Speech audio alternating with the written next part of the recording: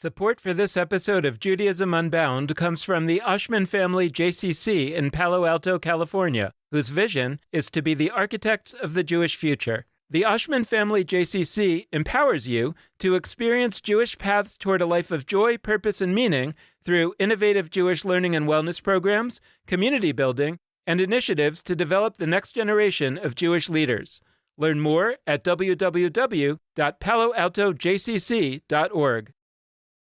This is Judaism Unbound, episode 364, Fringe Spirituality. Welcome back, everyone. I'm Dan Liebenson. And I'm Lex Rofberg. And we are continuing to explore spirituality in all kinds of ways. Today, we are super excited to talk to some folks who are taking the idea of embodied spirituality to the next level. Our guests today are the co-creators of Tzitzit Project, and we will talk about it in detail over the course of our time together. Before we jump into that, just a reminder that our latest round of Anya Shiva classes, these are 12-week classes on a variety of awesome topics. They are starting this coming week. So if you have been waiting to sign up because you are one of those people, like me, who absolutely just loves to do things at the last minute has now arrived. So you should go to judaismunbound.com/classes and sign up. You can learn with Lex and me if you have been a longtime listener of the podcast and you'd really like to get to know us better. But we also have 3 amazing classes taught by other teachers who have been guests on Judaism Unbound before. We have a class on endangered Jewish languages with Sarah Ben-Nur, professor of linguistics at Hebrew Union College in Los Angeles. We have a class on plant-based Judaism with Sarah Eifler from Jewish Veg. And we have a class on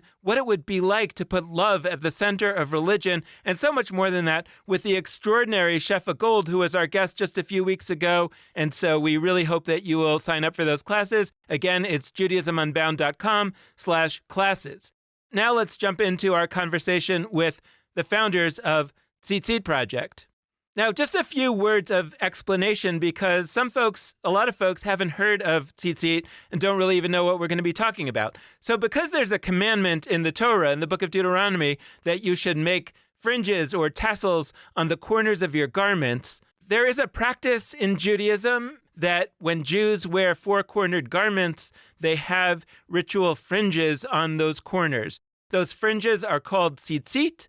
And over time, especially as people stopped wearing 4-cornered garments as a normal piece of clothing that they wear, but they nevertheless wanted to do this commandment, there was developed this new garment. It's kind of like a Jewish undershirt called the talit katan, or little talis.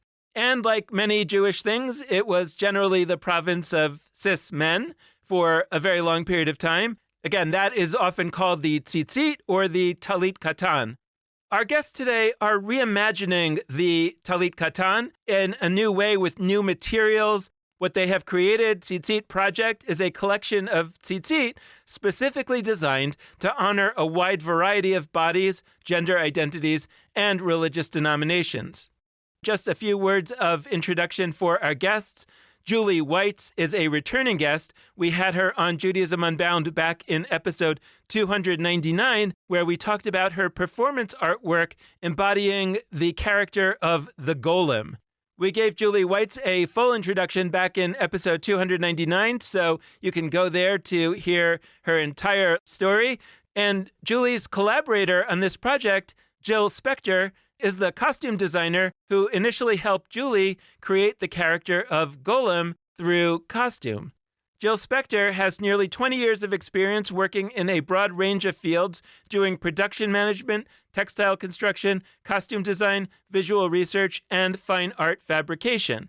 She is an artist and independent art worker whose practice encompasses art making, teaching, design, and collaboration. We are thrilled to have them here to talk about Tzitzit Project, which also has involvement from a number of our friends and former Judaism Unbound guests. So Julie Weitz, Jill Spector, welcome to Judaism Unbound. It's so great to have you. Thank you for having us. Thank you. So tell us a little bit about the Tzitzit Project, how it really got started. What was the motivation? How did it come about? It's an interesting story. Jill has been helping me design and fabricate the costumes that I've worn for my performance art character, the Golem. Jill, do you want to continue? Yeah, the most recent costume that Julie and I created together for My Gollum was for her film Prayer for Burnt Forest. And the costume became the shape of and was a Talit Katan, an oversized, I always like to talk about the sculptural qualities of it, was an oversized Talit Katan. A Talit Katan is the undergarment that in the past mostly was worn by Orthodox cis men, Jewish men, with fringes tied on the four corners. And we made this Talit Katan for a film that was commissioned by the Contemporary Jewish Museum in San Francisco called Prayer for Burnt Forest, where my golem becomes a firefighter. And so I mostly wore a wildland firefighting costume, but then the Talit Katan was like the visible Jewish element. And we actually had sewn on a patch that featured the Shin letter, which represents fire. And what really astounded me is that with this Talit Katan, I felt my performance really shift. The Talit Katan provided this sacred element to the way I embodied the character and actually motivated me to take a particular action that happens in the film, which is somewhat improvisational, where I take the Talit Katan off and the character of the golem wraps this burnt tree that has fallen with the Talit Katan as if the burnt log is a sacred body.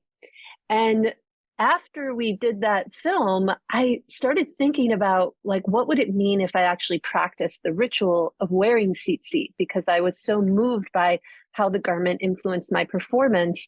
And this very much happens in my art practice, that I'll engage in some kind of Jewish ritual or wearing a ritual object, and then find that I want to integrate it into my life. It first happens in art, and in this case, art is imitating life instead of life imitating art, or it's one and the same. And so I came to Jill because I started to visualize this unique tzitzit that I wanted to wear. I wanted it to be silky and, kind of sexy, kind of soft. Like I wanted it to be something that would make me feel holy when I put it on every day. Now we're not talking about you as the golem. We're talking about you post-golem. This is the one that you actually wanted to wear. Exactly. Thanks for that clarification, because sometimes I confuse myself. I didn't think there was a difference between you. I thought that you, the golem, and you, the person, had now morphed into one. I think so. Was I misinformed? Okay. No, it feels like very true. It's one and the same. And we had started to go into research at that point. There was a Fringe's podcast. I think it was called Fringes. And I had been listening to it, and Ezra Furman was featured on it. And she talks about, I think she even provokes the idea that tzitzit should be made as something almost like lingerie. And I was very inspired that Ezra wears her tzitzit in a lot of her performances. And just to name, you've had Ezra on your show. She's an amazing rock performer. And that's when Jill and I began to really research. And the first thing that we did actually was collect a number of names of queer, trans, feminist Jews in our community who we thought would be interested in engaging us in that conversation. I think something I've seen with this garment and folks' reaction to it is a private thing, because it is considered almost a piece, an undergarment. So it's personal, it's against your body. But then it's also, you could choose to show those fringes publicly, shouting in a way through a garment and through material that you are part of a certain community. But also I've found that it helps folks who may not have felt there was a place for them to practice before. It shows that there's always a space to readdress your Judaism. Find the rituals that belong to you on your own terms. And I feel redress? I heard you say redress your Judaism, but I know you said you said readdress, but redress also works here. Redress and readdress, yeah. And for me, through meeting folks in the community that are interested in wearing our tzitzit that we've gathered together around us, has opened my mind to all the many ways someone can reinvent or choose to practice their Judaism, both publicly and privately. And I feel like it's amazing how this garment has presented itself to teach all of these things and build a community. The tzitzit are like the last ritual garment to become egalitarian. You can find taluses that are in all different kinds of designs that present as more femme, but tzitzit haven't actually been designed for bodies outside of the cis male convention. And that is how we realized that we were going to fill a need, because as an intimate undergarment, the way that it's sized and the way that it's designed is really particular to different body types and different material sensibilities. And so that invitation to experiment with the ritual became really important to us, acknowledging that this might not be something that people will engage with every day. I wear my tzitzits on Shabbos and on different holidays. Every day I have found it doesn't always fit into the way I dress, to be honest. So the public facing way that tzitzit can be worn and how that also becomes a kind of fashion statement. And that's really interesting to us. I mean, first of all, I just want to name that growing up, I've always adored tzitzit. And, you know, it's the kind of thing like I would braid my grandfather's tzitzit as I sat next to him in shul. But then it became a thing where when you see someone wearing tzitzit, it's like an acknowledgement, like, oh, yes, they're part of the tribe, or there's like a certain immediacy that something so simple as strings hanging out of a shirt like indicates a familiarity. I did start to notice that amongst different communities that I've been in of queer Jews, that certain garments that people would wear, like a kippah or tzitzit even, that they might tie their own, that would like integrate into a certain like really cool fashion statement. And that became of interest to me too, is how we felt like a great liberty to play with what it could be. Yeah. I want to sit with seeing the tzitzit. What I just heard from you is that it's really important seeing others' tzitzit, not just your own, and that sort of creates a kind of reality. And when you see somebody, it tells you that they're Jewish.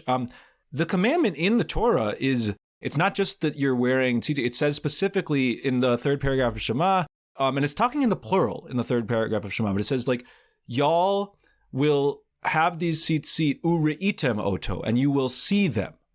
You see them, and then you're sort of reminded of God's commandments. That's really interesting because this is a thing you're wearing. Normally, one would assume that if you're wearing a garment as a form of ritual reminder or ritual something, it's because you feel it on your body. That's the reminder. But it's actually not that. It's that you see it. And I'm noticing for the first time, and this is why I said it's in the plural, it says, y'all will see it. I always translate with y'all because there's different Hebrew yous for a plural and a singular. I like y'all is the closest we have in English. But you could read this as saying, y'all will see other people's tzitzit and be reminded of God's commandment. It's actually not clear to me that this is talking about each individual person seeing their own and then being reminded of God's commandments. So I do think there's a collectivity to this. I also want to say like tzitzit, amazing word. Amazing word. Yes. I think a lot of reason why for a lot of us it's like a little smile. It's just like tzitzit. Oh, what a cute, like that's, whatever that is, I like it. Tzitzit seems fun. And it's also tactile. There's just a lot of things about this. I'm calling it a ritual. I mean, in a sense, it's a ritual because you do it regularly, but it's also a non-ritual in that once it's on your body, it's just there. I'm curious to hear more about the individual layer of this. Like for each person who wears this, it's going to be meaningful for them, hopefully. But also sort of the we question of what if more of our communities had a lot of people doing this? What would that achieve? Like from one perspective, you could be like, okay, fine. Like people would wear different garments. Would anything be different? I'm curious how you'd argue like, yes, this would change communities or change the world. Yes. I think it offers a freedom to feel that every person has access to this ritual, wearing this garment. If there's a freedom in your maybe private ritual practice, then there's a place for you in a public setting as well to make changes in other ways. There's always room to reevaluate, remake, and rebuild this garment that touches your body materially and also protects you in many ways throughout the day spiritually. Yeah, I think to the visibility question, I mean, something I've always thought about it as a cis woman, like, how can I publicly represent my Jewishness as a white American woman? Like, there's not a lot of obvious ways. Like, I wear my Magen David necklace every day, Star of David. When I wear the tzitzit publicly, there's like this excitement for me in terms of who might recognize me as a Jew, and what kind of conversations might get provoked from me wearing them publicly. And in Los Angeles, it's a driving city. There's not that much opportunity to walk around. But when I'm in New York, I have found that I'm very excited to wear my tzitzit because it's a walking city and there will be people who recognize me. There's something very grounding in that visibility at this moment in time. Like, to proudly wear something that grounds you spiritually as a Jew, that also, for those who understand and recognize what that symbol of the strings represents, somehow gets to be a way that the public and private interface in a very integrative and whole sense of self. You know, one question we had when we started interviewing folks, not having had the experience yet of wearing them, was a question of safety. We weren't sure if people were concerned with wearing tzitzit publicly, especially as presenting as queer or trans or women. And within North America, the response was resoundingly, no, it's actually been a very exciting thing for me. You know, I had this great conversation with another queer Jew on the train that I met, where we did hear that there were issues of safety or harassment was in Israel. The first person we spoke to was Rabbi Haviva Ner David, who wrote the book, Life on the Fringes. And, you know, I read that book before we interviewed her and was very aware of how amazing her work was, and also carried a sense of hope that the kind of harassment and challenge that she received wouldn't present itself with the same intensity. Though we did receive a message from a journalist who said that she had stopped wearing tzitzit. She lives in Jerusalem because the harassment was too great. But that experience I can't speak to. I'm only, you know, sort of relaying that through what we've heard. I'd really like to know more about your research process, and just, I guess we're all kind of working through our traumas here, but having grown up in a Orthodox community and thinking about the relationship that I had to tzitzit, the people in my class, it was actually like we so didn't want to wear it that we would have one collective pair of tzitzit for the entire class, or the less religious of us, I guess I would say. And we would have to line up to be checked to see if we were wearing tzitzit sometimes. And we would like stuff it under your shirt and hold out the tzitzit and then like pass it to the person in back of you in the line. So it actually feels to me like the idea that somebody would be willingly wanting to wear the tzitzit, you know, so much that they would want to have a different fabric that felt better and all of that is like so the opposite of my own experience with it. You know, I mean, talk about like the world of privilege, right? Like I so much trying to not do this, and there are people that are desperate that they want to. How does it look from one side versus the other side? So interesting. And you want what you can't have. Yeah, I was going to say, you didn't have a choice. Someone told you to do it. You didn't want to do it. That's very creative. And I would have loved to see that happening. You know, these are high school boys, you know, they come up with a lot of creative ways to get around the rules. Sounds like we should have more high schoolers on our program if they're finding creative ways to get around rules. That's what Judaism Unbound is all about. That's right. I also want to back up because Jill and I have been working together for more than 4 or 5 years.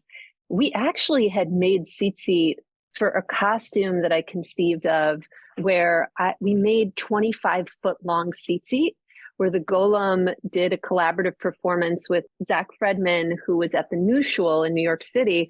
And I had read that tzitzit were used by the Kabbalists during Tashlich, the ritual ceremony practiced during Rosh Hashanah, where you traditionally, or what's commonly done is, you know, you throw breadcrumbs in a moving body of water. But apparently the Kabbalists had shaken the dust out of their tzitzit over the water. And I thought, oh, that's such a physical, material way to engage with a congregation. And so in this performance ritual, we went down to the Hudson River and I had folks shake the tzitzit over the water. And I mention that because I think our research began that early on in 2019, where we were like fascinated by like the whole tying system and the knotting system. And I can speak for myself, like the physical act of tying is such a way of integrating my art and spiritual practice, like to actually say L'Shem Mitzvot Tzitzit, which is just like the blessing that you say when you set the intention to tie the tzitzit. In a very direct way, the actual material of the string becomes holy. The part of when Golem did the Tashlich ritual, when Jules told me this is what she was asking me to help her with the costume for, I was like, wait, stop. It's a real ritual, right? Like it's a performance, but you're actually doing synagogue, community Tashlich, and that blew my mind. How does a performance artwork, not how, but the fact that this dramatic character in costume is walking down the streets of New York, but this is a ritual that's actually happening during Rosh Hashanah, was amazing to me that those two things can be combined. Where are the places and how have we each in the past, or what is even the reaction of a public to when you bring your Jewish spirituality into your artwork? Who is the audience for it now? I'm really sitting with the ways that one garment in this case, or one ritual object, to think more broadly, can actually be a different thing for different people depending on their identities. I had this moment because, Julie, you said you especially love wearing this in New York City. I have been wearing a yarmulke for 10 years of my life. I least like wearing I always wear it and I always will. I never will again in my life go out in public without one for a variety of reasons. But I feel least good about it in New York. It's my least favorite place to wear a yarmulke. And the reason for that, I'm a cis male, I have a beard. Me wearing a yarmulke in New York to people who have any association of what different kinds of Jews are, and there are more of those people in New York. I live in Providence, Rhode Island. Fewer people who I am in public around have any association with what a yarmulke is or means. But in New York, I'm aware that a higher number of people are seeing me with my beard and my yarmulke and thinking, oh, that's roughly an Orthodox Jew. And they're wrong. Because so much of why I wear a yarmulke is to send different messages from me being Orthodox. By the way, as a practice, I only wear, right now as we record this, I'm wearing a pink yarmulke, so you can tell I'm not a hypocrite. I only ever wear like brightly colored yarmulkes or yarmulkes with weird animated logos on them, something that is very obviously not traditionalist to somebody who would see me in public, that they could see from 50 feet away, because I'm wearing a yarmulke and I could be perceived, people could see me and think, oh, that guy roughly sort of follows Jewish rules. That's fundamentally different from somebody who is a different gender from me, a cis male, wearing a yarmulke immediately. And that's why in Israel there's all this harassment, because what is being so I'm not saying that's why I'm not saying there should be harassment. I'm saying the reason why there is that harassment is because the statement made by a person wearing a yarmulke who is not a dude is, I have a different Judaism than you think is authorized or valid. And that in Israel is all sorts of controversial. So that's about yarmulkes, but it also points to why, for me, like, I'm not that excited about wearing a talit katan daily, but that's not because it's not an amazing, empowering ritual. It's because I am at the intersection of identities that I'm at, and I really, really want people who are at different ones to be able to make the kinds of public statements with their clothes, with their garments, with their jewelry, with whatever, that I'm able to make a little easier. So I guess I'm curious, do you agree that this is actually just like a different practice from people who wear tzitzit in more of a traditional sense? Is this a new way of finding meaning in tzitzit, or is this a re-enshrinement of a traditional set of meanings that one might find in tzitzit? Yeah, Lex, I love that you brought that up. It's so interesting to me because my experience of wearing tzitzit in New York, it's the exact opposite of how you described your experience with the yarmulke. For me, it's like a radical act, right? Because I'm very visibly female presenting. And that to me is like very exciting. And I also think, of course, I can only speak to my experience, but from what we've heard from all the folks who we've sent tzitzit to is that this is very much many people's first time wearing them. And then that means it's also their first time practicing the blessing. And so we actually designed a ritual guide for that purpose. And we had the ritual guide put into feminine and non-binary Hebrew. And then we also had it transliterated into Ashkenazi, Sephardic, and Mizrahi transliteration. And so we were very aware that this is a new ritual.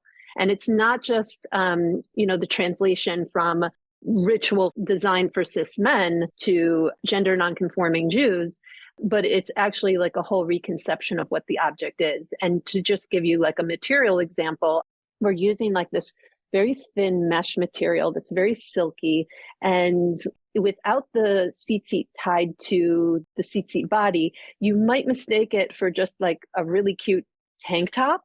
And I don't think that's true for like the normal cut of the tzitzit body that are designed for cis men. And also the colors, we're serving them right now in colors of gold, sapphire, lilac. So there's immediately this change in conception of what this ritual object can be. I do not wear tzitzit. As of now, I wanted to share this. I don't have a desire to, and I'm still exploring it, but I love making these. I love the process of talking to folks and finding out like what folks' material desire was if they were to wear a tzitzit that was made for them. So all of our initial prototypes were made custom for each tester. And landing on this nylon mesh fabric, we were really lucky to find it going to different fabric stores. Also, we decided to use fabrics that were closeout or dead stock, which meant they weren't being manufactured for the use of making these tzitzit specifically. It's fabrics that were kind of yards and yards that were discarded that would have been sent to a landfill otherwise if we didn't use it. And the sapphire and the lilac were the first ones. When we touched those fabrics and how light they were, and we made the samples and people wore them, we found that the reaction was that they fit like a second skin, like it was part of their body, but they knew it was the bright color. They knew it was there. Their bodies weren't contending with it to fit. It wasn't a fight. It was really comfortable and peaceful to wear. I want to tell a story that captures the way that the tzitzit that we're designing can be worn in a very different way than how they're traditionally designed. On Erev Rosh Hashanah this year, I attended the Temple of the Stranger event in New York City. That's Jericho Vincent, also a previous guest. Have you had them on your show? Yes. Oh, wonderful. Yeah, Jericho's unbelievable. I was so moved by their integration of Jewish spiritual practice and performance art and embodiment practices. And that night I wore my tzitzit as a tank top, to be honest, like as a tank top with, the strings hanging out, but I knew that we were going to be dancing. And by the end of the night, this whole room of Jews were just joyously, it was like a Jewish rave kind of scene. I've never celebrated Erev Rosh Hashanah this way, but it was so beautiful. We were just moving. And I felt my dancing elevated even more by the wearing of the tzitzit, and they were so incredibly comfortable because they're airy and we make it out of this power mesh that is meant for like sports activity. So it was like a way that I could be completely free in my movement and feel totally embodied in this Jewish garment.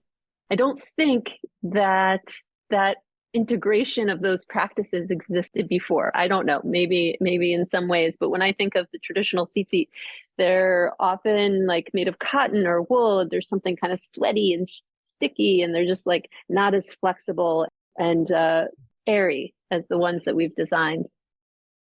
We've talked a lot about the tzitzit part of the name Tzitzit Project. I'm curious about the project part. We have a lovely relationship with many organizations and have had on this podcast many organizations that have the word project in their title. Jewish Studio Project is coming to mind immediately. I know there's others that I can't think of this moment. Project suggests some kind of ongoing experimentation process. I'm curious what it points to in terms of like, we're playing around, we're doing a project. There's the art level of art project, but there's also the process part of project. What are you getting at with project, and what are some of your future facing ideas about where the project is going? There's something generative about something that is ongoing. And I personally feel like, why should this just be like one garment at this one time in these three colors and then like it stops? Like, I feel like by wearing the garment, there was a conversation that was starting. Folks were meeting each other even when we were having meetings about developing the ritual guide. So we realized we were bringing folks into the process and they were meeting. So there was this community being built.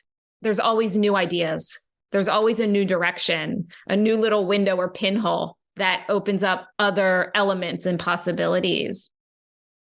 In regards to the idea of Seat Project as a project, that has been a really important starting point for us all along, acknowledging that we don't know how this project will unfold.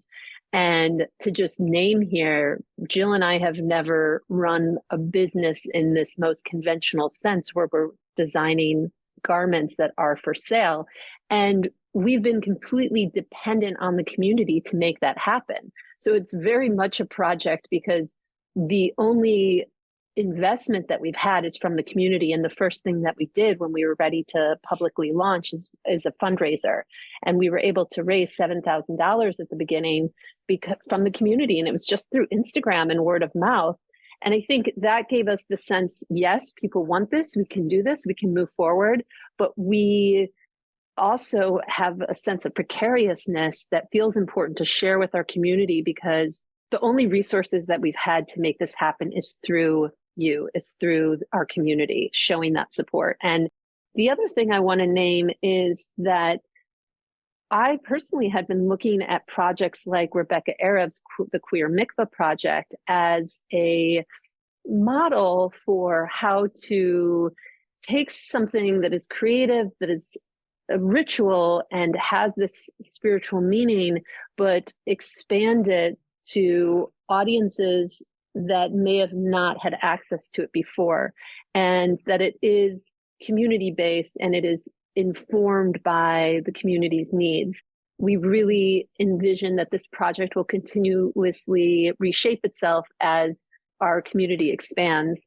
And we do have visions to offer programming. We have held one Seat Time workshop, and we want to offer more. We're very grateful for the support we've received, and we're also very hopeful that this project can almost become commonplace. And I just want to throw out one idea that it's very traditional that for B'nai Mitzvah, someone is gifted a talis, but what if they were gifted tzitzit, right? Like, what if this ritual can be integrated into an experience of transforming into your Jewishness through different kinds of rituals? My daughter actually wove her own talis for her bat mitzvah. She's a weaver, and she then learned from YouTube how to tie the tzitzit onto it. And so she did it herself. I don't remember where we got the actual strings from, like probably Amazon, but she tied it on herself, and that made it such a more powerful thing in her life.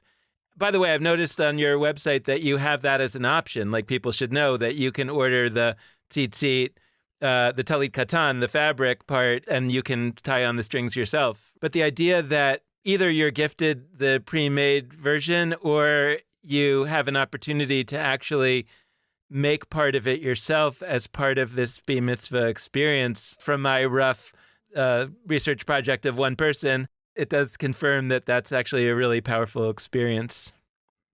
Totally. And for us as artists, like empowering other people to be creative and to like use their hands to make something, and the spiritual practice of creation. I want to mention that an artist that we're working with now, Channing Hansen, they are spinning the wool that we're using to tie the tzitzit. But the wool actually has to be, the wool that you use to tie the tzitzit has to be spun for the purpose of tying tzitzit. And at first we were like, "Oi, well, how are we going to find like a wool spinner to tie like tzitzit?" And plus, that's so expensive. And honestly, Channing came to us. It was like one of those, miracles just meant to be, b'shert, that he's an artist who's been working with wool for years and recently gone deep into Talmudic study and Jewish practice through Svara. and reached out to us. And then it was like, oh, wow, we get to just expand our collaborators. Also, I want to say, as I'm saying that, I'm remembering that this is how it roots it back to this ancient practice. The ritual came about at a time when people wore garments that were four-cornered because they were just like these robes that they tossed over them. And that's why the tzitzit have to have four corners. But of course, that was a time where wool was commonly worn, and the spinning of wool is such an ancient practice. And so to tie us to that tradition just feels very powerful. I want to get into this subject that I think I'm a little bit of a broken record about on our show, but I'm always trying to tease out this question of the role of artists in the future of Judaism. And I was thinking about it in a couple of ways. I think the idea that I am often talking about when I say that is, could we reimagine the way that regular people, not professional artists, just people, whether they are professional Jews like rabbis or just Jewish lay people, but that their relationship to Judaism could be like that of an artist to their raw materials. And so rather than seeing Judaism as something that we should just do the way that we've always done it, we should see Judaism as something that all of us should constantly feel invited to shape and reshape. But I'm also interested in the more maybe obvious way of thinking about artists in Judaism, which is like, what happens when you put artists, actual people that are artists in their profession, when you dump the raw material of Judaism in front of them, what do they do? Like, Jill, you said something earlier. You said when we're working on, I think you were talking about the material of the tzitzit or the material of the fabric, the talit katan. You said so we think about how it's affecting people. And I almost guarantee you that whoever invented the original talit katan was not thinking about how it was going to affect people. Like you said earlier, it was just, well, they had these robes and they were just like the cotton that they wore and they attached some fringes onto it. But I don't think that, material science or the artistic way that materials work on a body was really part of their thought. And so in a way, I'm saying, like, I don't think that was intentional. I don't think that Judaism, and sometimes people do, but I don't think that it's actually that intentional. I think it's just like there were an artist in charge of these things. And so I'm curious about what happens when they are. What does that look like? How does the experience of thinking about and creating Jewish ritual objects change when artists are the ones doing it? My own personal experience with Judaism is I grew up in a conservative home, keeping kosher, lighting Shabbos candles. Went to a reform shul because they let the girls learn the same things as the boys. And I was a family of all girls. So my mom was insistent about that. But our Judaism was just what our parents told us was our Judaism. We did what my grandparents did. And God forbid we didn't do it because that's what you're supposed to do. And my Judaism as I got older was also defined by my grandparents as Holocaust survivors. And that was confusing. That's how I defined my Judaism, like in college and stuff. I stopped going to services. I didn't like the Shabbos candles. And I went to school for art. The Judaism was always separate from the art world. So I'd practice my Judaism and do those things I grew up doing the way I was taught to do them when I went home to visit my parents. It was really frustrating. When I had children, I joined a synagogue in order to have a Jewish community. Again, very traditional shul, conservative. But something always didn't feel right. I always felt like I was somewhere where I didn't fit. And then Jules invited me to work on costumes with her. We knew each other through other friends in the art world. And because of that, I was like, thank God. I needed this experience to work with this artist who's using, like, at the time I called them like Jewish themes in their work and was interested in Yiddish theater and those aesthetics. I had a hunch that would expand this idea of what Judaism can be. This garment is reinventing ritual practice for folks. I can do that for myself too. I can choose how I want to be Jewish and what that means. It doesn't have to be exactly the way I was taught. I grew up conservative in the conservative movement and was very into my Jewish community as a young person. But there were ways as I, went to college that I moved away from Judaism. And it's, weirdly through my art practice that I've returned to it. And I think what it required was me as an artist reframing what Judaism could be and giving myself permission. And then discovering that there were all these alternative communities that were similarly approaching Judaism in creative and embodied ways. The opening that art has offered for me to associate with these traditional practices that I grew up with, but like in an entirely exciting and new way. I mean, there's something reparative about that process. And even prayer, like finding spaces that could honor the complexity of who I am as a person and also celebrate who I am as an artist, moving out of the outdated notion of what Jewish art is or was and can be. We don't have to think about Jewish art in these, or Jewish ritual objects, Judaica, which even that word seems outdated. We don't have to think about it in this really old-fashioned way, that it can become something that's really relative to our lives now and the way that we practice rituals outside of the Jewish context. I'm just thinking, I took a class recently, Jewish astrology class offered by Binya Coates and Lexi from Taurus Studio and Chava through their yeshiva Shel Mala. And it was such an exciting way to integrate, astrology and Judaism, which I had known there were some intersections, but I wasn't really sure. So I think these creative practices, and then to your second, these creative practices, the way they get integrated into Judaism. And then maybe the example I just gave of the Jewish astrology course is actually Judaism as the raw material, where it's already there. We just have to find a way to re-enter the tradition and the knowledge base to make something creative happen. One thing that I think about is, how do we move away from this, what I see as a simplistic idea of art making within Jewish context, where it's yes, we are tying tzitzit. Yes, that is a traditional garment and a traditional way to engage in the activity. But I think on a bigger level, we're thinking more conceptually about how art practice can transform ideas that are deeply rooted in Jewish practice that maybe also have been lost as a form or as a concept. What I often am sort of trying to understand is how, through contemporary art, can I kind of fill the hole that I see, or the absence of spirituality that is very much missing in our society. I often think about this phrase that Cornel West uses, which he names as spiritual deprivation. How can art be a fulfillment of spirituality? And how can we engage in art practices that will bring us more awareness within our body? And I just want to share, this is a very playful way that I think, but I want to maybe establish a Jewish clown institute and use that as a form of tourist study, because I think that we're very much in need of finding more ways to ground us spiritually in our bodies. And clowning comes from that act of spiritual embodiment, that there's something very raw and primal of the clown. And through these certain kind of exercises, you can access feelings that maybe you weren't allowed to experience, and that you can elevate and raise up those, what maybe once were fears and anxieties, and can become forms of joy and celebration. I think as an artist, I often take for granted that we're taught to break rules, that's just how we're supposed to think. And so I've found the communities within the Jewish world that will support me in that rule breaking.